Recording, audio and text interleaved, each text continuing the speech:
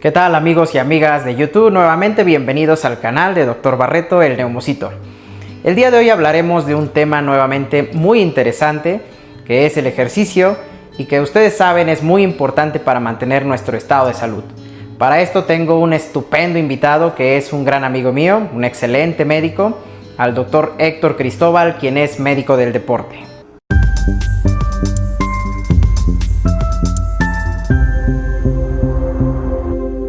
Siempre hay muchas dudas acerca de qué es lo mejor que debo de hacer para mantenerme en un buen estado de salud. Y el día de hoy pues vamos a contestar varias preguntas relacionadas al ejercicio que nos hacen nuestros pacientes en el día a día. Sobre todo el ejercicio que se debe de hacer tanto en el estado de salud como en el estado de enfermedad. Y para eso pues vamos a iniciar con una pregunta muy importante que siempre nos hacen, que es ¿qué tipo de ejercicio debo de hacer? Esa es una de las preguntas más recurrentes de los pacientes, incluso que nos hacen en algunas reuniones entre amigos y familiares, y lo que yo les contesto es: el ejercicio que es mejor para ti es el que te quede más cerca, el que te guste y el que puedas hacer. Y en ese sentido hay que incluir definitivamente dos modalidades de ejercicio: ejercicio aeróbico o ejercicio de resistencia y ejercicio de fuerza o ejercicio de contrarresistencia.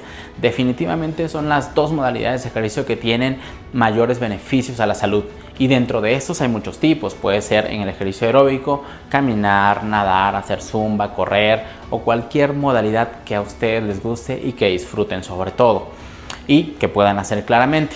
Y en ejercicio de fuerza puede ser ejercicio funcional, pilates, gimnasio, ejercicio en casa con pesas.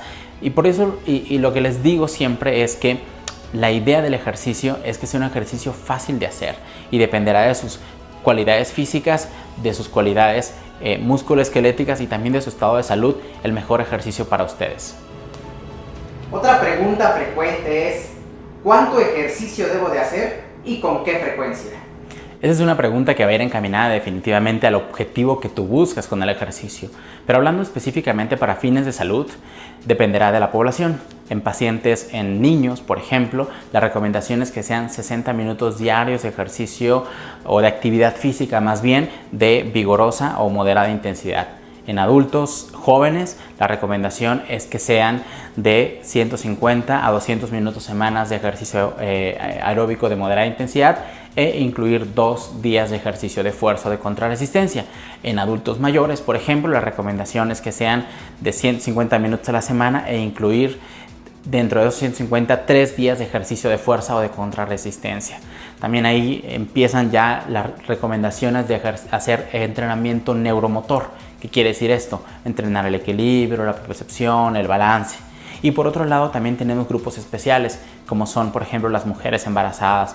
En las mujeres embarazadas el ejercicio es muy importante para mejorar el pronóstico del bienestar materno-fetal durante todo este periodo de embarazo y puerperio, y la recomendación es que sean de 2 a 3 días a la semana, que sean de 90 a 150 minutos a la semana de ejercicio aeróbico de moderada intensidad e incluir 2 días de ejercicio de flexibilidad. Entonces, la cantidad de ejercicio dependerá sin duda de los objetivos que tú quieras y también de tu estado de salud. Es muy importante hacer énfasis en eso. El estado de salud definitivamente definirá la dosis con la que vas a iniciar el ejercicio. ¿Cómo calculas esa vigorosidad que hablas para definir si es intenso o es leve el ejercicio? Para esto nos estamos metiendo en un concepto que se llama intensidad del esfuerzo. La intensidad del esfuerzo es la dificultad para poder llevar a cabo o realizar una tarea o una actividad física, o en este caso un ejercicio. Y yo les digo a mis pacientes, no es lo mismo para una persona de 20 años correr, trotar, que caminar, como para un adulto mayor o un paciente cardiópata o un paciente neumópata correr, trotar o caminar. Ese grado de esfuerzo que va a requerirse para poder llevar a cabo esa actividad tiene que ver con el grado o la intensidad, ya sea ligera, moderada, vigorosa. Es complicado en forma muy sencilla poderles decir cómo calcularla. Sin embargo, hay algunas métricas que nosotros utilizamos, que puede ser la frecuencia cardíaca. A partir del grado de frecuencia cardíaca o de latidos por minuto mientras hacemos el ejercicio, es una forma de calcular la intensidad que aplica para muchos pacientes, no para todos, pero sí para la mayoría.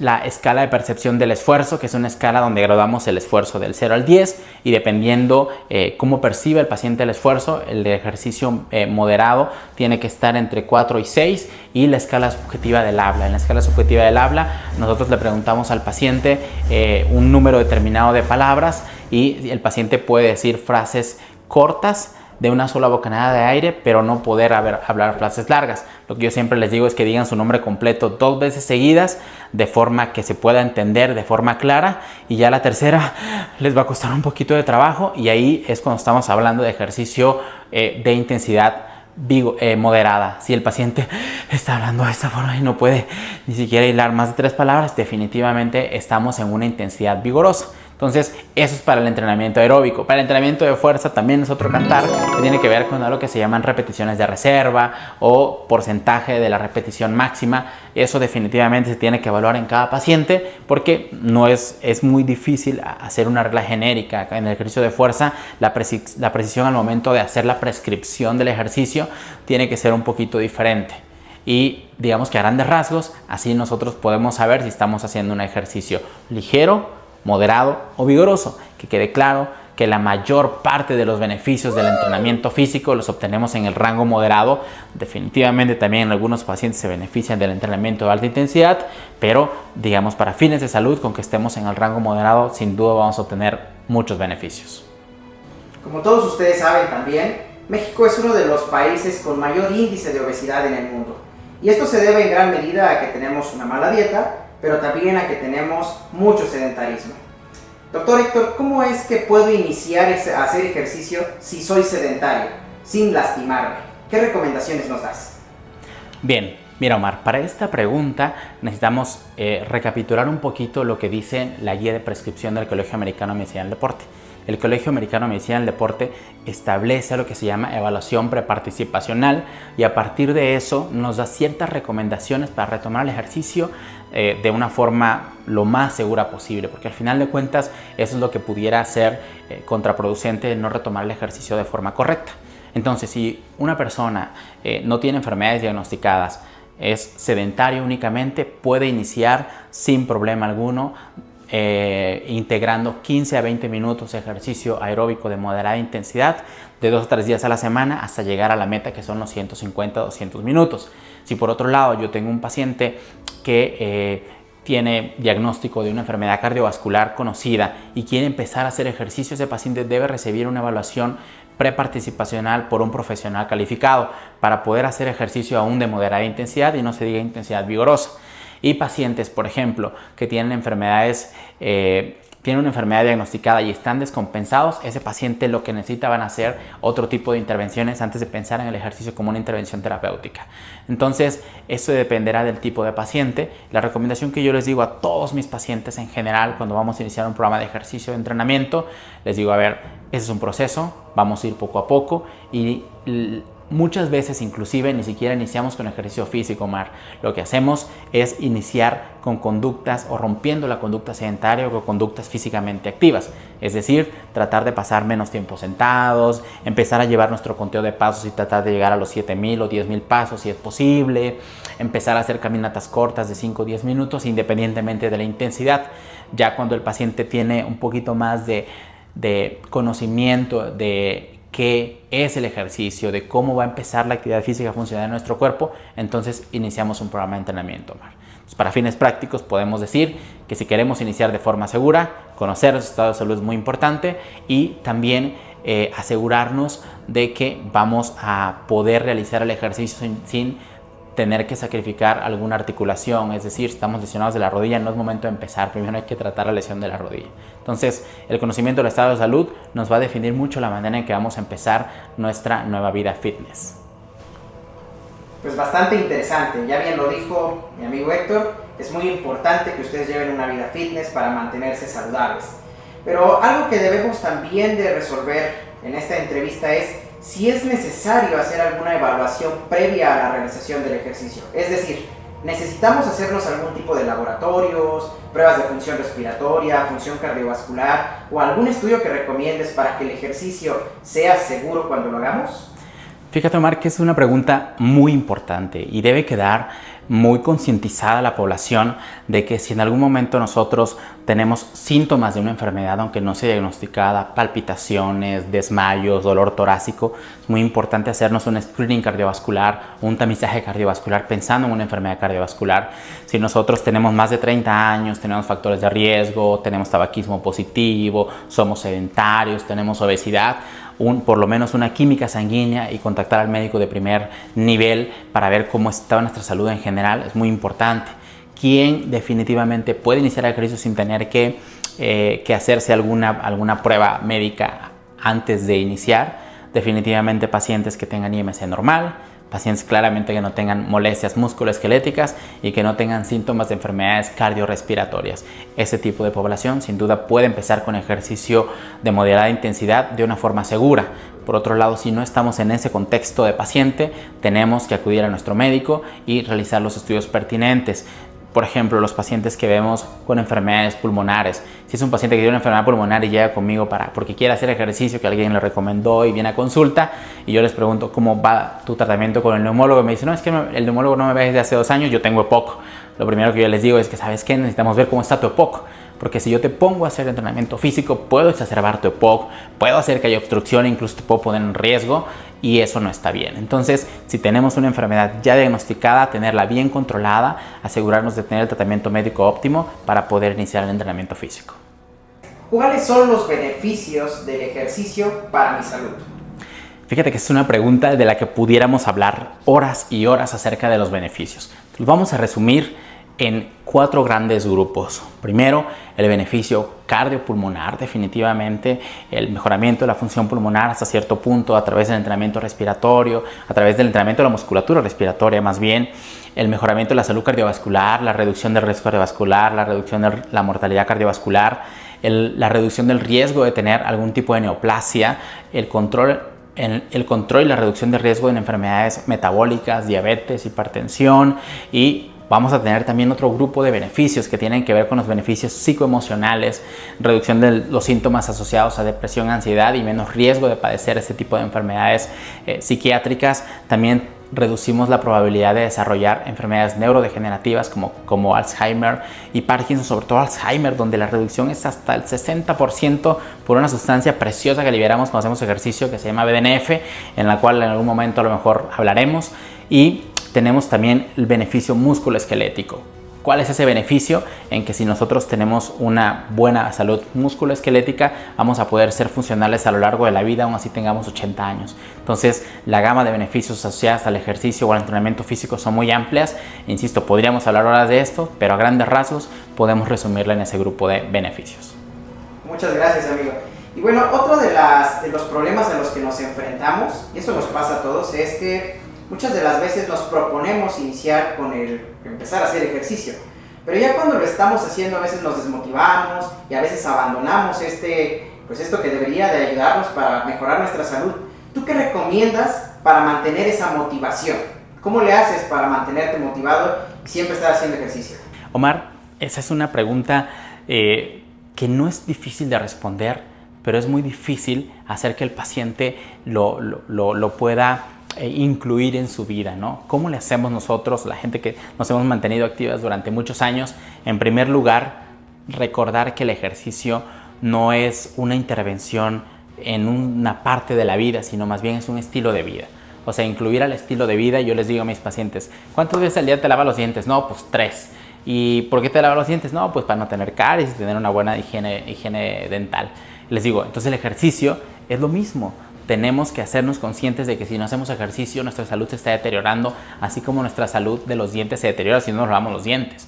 Debemos incluirlos en nuestra rutina. Otra cosa que les digo, selecciona el tiempo especial para el ejercicio y no digas, si me queda tiempo lo voy a hacer. No, eso no funciona. Hay que darle un horario, hay que darle su momento muy específico para poder incluirlo en este estilo de vida que vamos a empezar a tomar.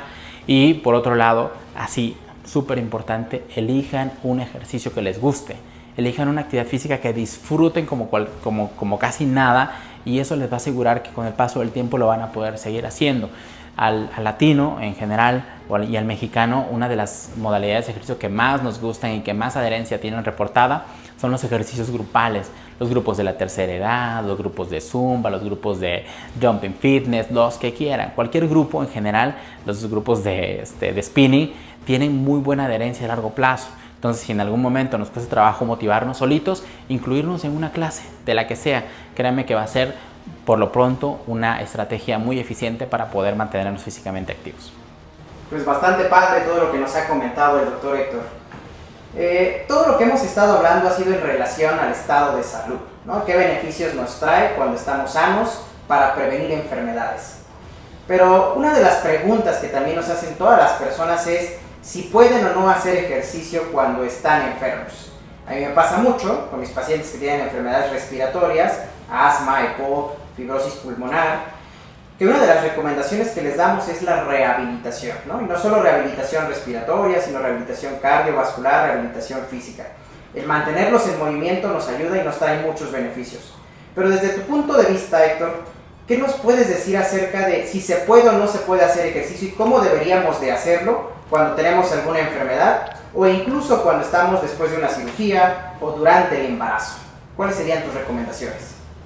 Bien, es importante también aquí poner sobre la mesa que debe quedarnos claro que el ejercicio no solamente es una estrategia de prevención primaria, es decir, para reducir el riesgo de padecer algunas condiciones médicas, sino también es una estrategia terapéutica, es una estrategia de tratamiento adyuvante en muchas enfermedades, pacientes con enfermedades cardiovasculares, pacientes con enfermedades pulmonares. La recomendación siempre en pacientes que padezcan una enfermedad crónica es que consulten a un especialista para poder saber cómo iniciar con el ejercicio, qué tipo de ejercicio, cuánto ejercicio y todo, digamos, el componente de la prescripción o del fit. Entonces, en ese sentido, la recomendación que les daría a los pacientes con enfermedades es que no tengan miedo de hacer ejercicio. Definitivamente hay muy poquitas condiciones médicas que contraindican el ejercicio. Pues todas las enfermedades agudas, una insuficiencia cardíaca descompensada, una falla respiratoria aguda, un episodio agudo de asma, por ejemplo, o sea, enfermedades agudas. En ese momento la indicación de ejercicio claramente está diferida, o sea, se contraindica el ejercicio o el entrenamiento físico. Sin embargo, saliendo de esa condición, podemos hacer ejercicio físico. Hay otras, por ejemplo, que tienen que ver con retinopatía diabética, retinopatía hipertensiva, crisis hipertensivas, estenosis aórtica severas, ya cosas un poquito más complejas, disección aórtica, aneurisma con riesgo de ruptura. Hay como condiciones muy específicas o muy especiales que contraindican el ejercicio. Pero fuera de esas, cualquier paciente con enfermedad crónica puede hacer ejercicio de una forma segura. Siéntanse en todo el empoderamiento del paciente de saber que nos va a traer muchos beneficios, pero que debemos acudir con un profesional para saber cómo hacerlo. Y por ejemplo, esta es una pregunta clásica de que, doctor, me hicieron mi cesárea, ¿cuándo puedo volver a hacer ejercicio?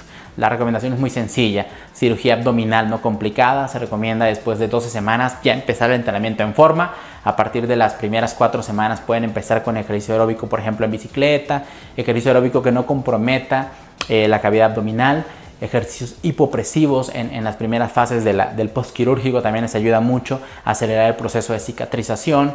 En cirugía laparoscópica o cirugía de mínima invasión, la recomendación es que a partir de las primeras 2 semanas empecemos ya a hacer ejercicio o actividad física. Y esto viene mucho, por ejemplo, el paciente sometido a cirugía bariátrica, que es un paciente que le da mucho miedo hacer ejercicio, pero que si no hace ejercicio el músculo se le va a ir espantosamente por la pérdida de peso. Entonces tenemos que iniciar o debemos iniciar la intervención de forma temprana. En pacientes, por ejemplo, yo lo que veía mucho, posoperados de mastectomías radicales, tenían mucho miedo a hacer ejercicio, llevan 2 años y no, es que me da miedo porque me dijeron que no. Después de 6 semanas ese paciente puede hacer su vida normal. Entonces la recomendación se individualiza mucho para cada caso, pero en general podríamos decir que esa puede ser una recomendación genérica para los pacientes. Pues muchas gracias a todos por haberse quedado hasta el final del video. Como ya vieron, el hacer ejercicio nos trae muchos beneficios, no solo durante nuestro estado de salud, sino también durante el estado de enfermedad. De tal manera que los invito a que se adhieran, empiecen a hacer ejercicio, y si tienen alguna duda, no duden en enviarnos sus preguntas a través del canal y con mucho gusto les daremos respuestas. También les voy a dejar los datos del doctor Héctor para que cualquier cosa puedan consultarlo. Y doctor Héctor, muchas gracias. Si quieres darles un mensaje, y nuevamente gracias a todos.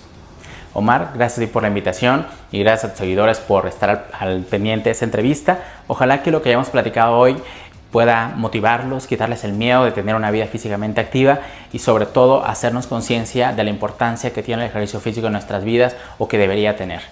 Hasta luego.